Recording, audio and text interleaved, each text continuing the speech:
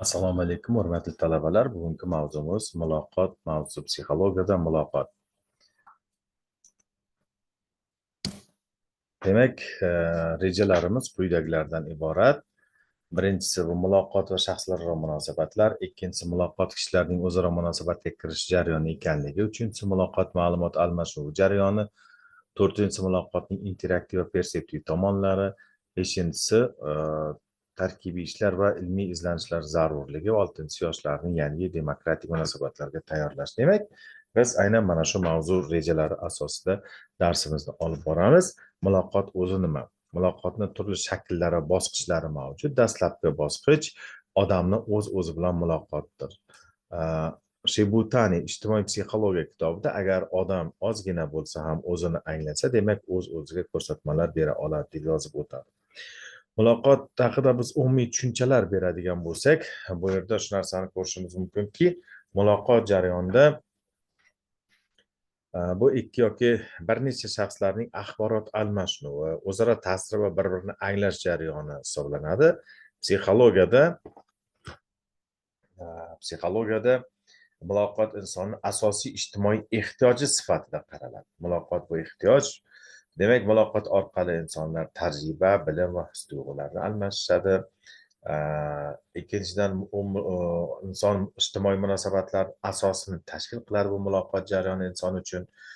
Uchinchidan, inson shaxs sifatida faqat muloqot jarayonidagina shakllanadi. Demak, misol uchun, bolalar onasi bilan nutqiy va hissiy muloqoti uning psixik rivojlanishining asosi bo'ladi.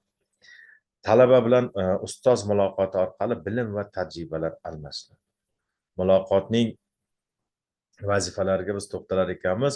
Psixologiyada muloqotni asosiy vazifalari birinchidan axborot almashish, ikkinchisi interaktiv vazifa va uchinchisi perseptiv vazifasi ekanligini ko'rishimiz mumkin bo'ladi. Axborot almashilishi bu ma'lumot, bilim, fikrlarni yetkazish, masalan, o'qituvchining darsni tushuntirishi. Va ikkinchidan interaktiv vazifasi o'zaro ta'sir va hamkorlikni ta'minlash, masalan, ikki odam birdaniga masala yechishi. Uchinchidan perseptiv vazifasi odamlarni bir-birini anglashi va tushunishi, masalan, do'stini kayfiyatini yuzidan biz seza olamiz. Bu o'sha muloqotning perseptiv vazifasiga kiradi.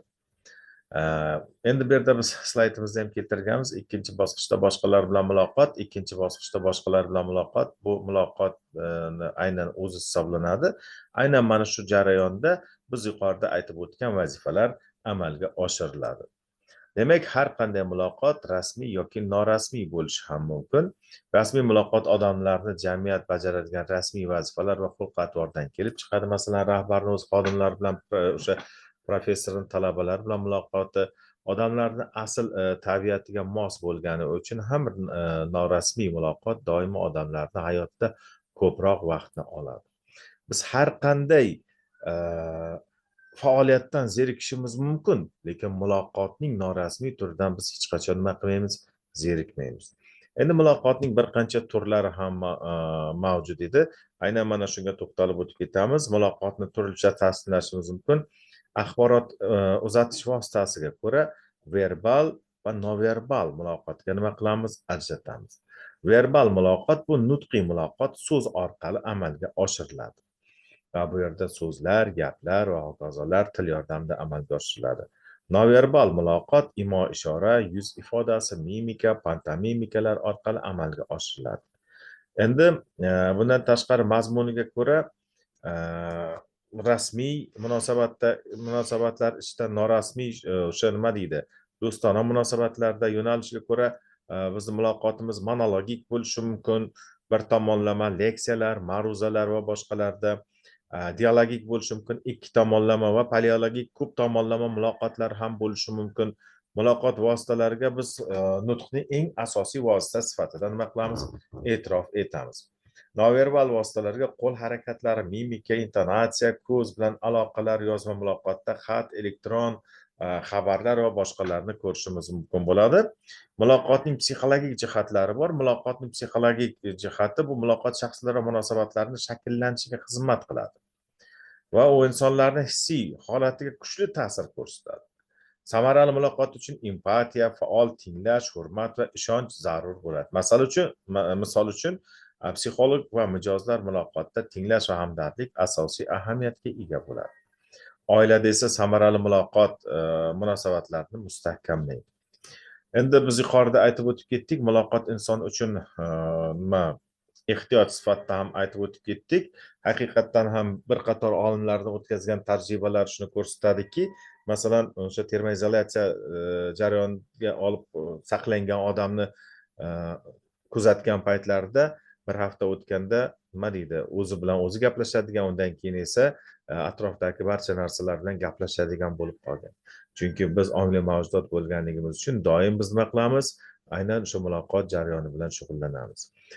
Shifr degan olim 63 kun g'orda yashab, shunday tadqiqot olib borgan va u yerda bitta o'rgimchakni topib olib, u bilan muloqot qilganligini o'z kundaliklaridan nima qiladi? Yozib o'tib ketadi. Muloqotsizlik nimaga olib keladi? Muloqotsizlik insonning psixik jarayonlarida nuqsonlarni yoki kamchiliklarni paydo bo'lishiga nima qiladi? Olib kelar ekan. Shuning uchun muloqot biz uchun eng katta muhim ahamiyatga ega bo'lgan holat hisoblanadi. Endi yana bir biz muloqot jarayonida bir narsaga e'tibor berishimiz kerak. Muloqotni biz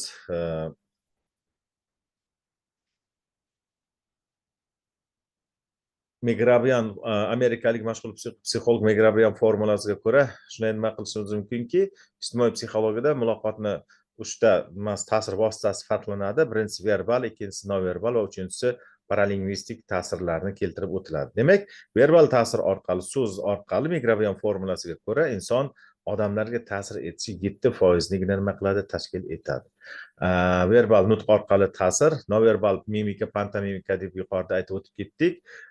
Paralingvistik ta'sir ham bor. Paralingvistik o'sha hayqiriqlar, nidolar, to'xtalishlar, pauza, hammasi bu o'sha nimaga kiradi? Baland yoki past gapirishlar paralingvistik ta'sirga kiradi. Ya'ni nutqni atrofini bezovchi nutq sifatida e'tirof etiladi. U esa 38% gacha insonlarga nima qiladi? Ta'sir ko'rsatar ekan. Noverbal ta'sir eng katta kuchga ega bo'lib, bu odamlarga o'sha 58% gacha ta'sir ko'rsatishini nima qilgan? Aytib o'tib ketgan. Umuman olganda biz aytib o'tishimiz mumkin, muloqot inson hayotining ajralmas qismi. U orqali inson bilim oladi, his-tuyg'ularini bildiradi, ijtimoiy munosabatlarni o'rnatadi. Samarali muloqot shaxs rivojlanishining asosiy omili hisoblanadi. Biz ongli mavjudot bo'lishimiz uchun albatta ana shu shaxslararo munosabatlarga kirishimiz kerak. Bu esa aynan muloqot yordamida amalga oshiriladi. E'tiborlaring uchun rahmat. Salomat bo'linglar.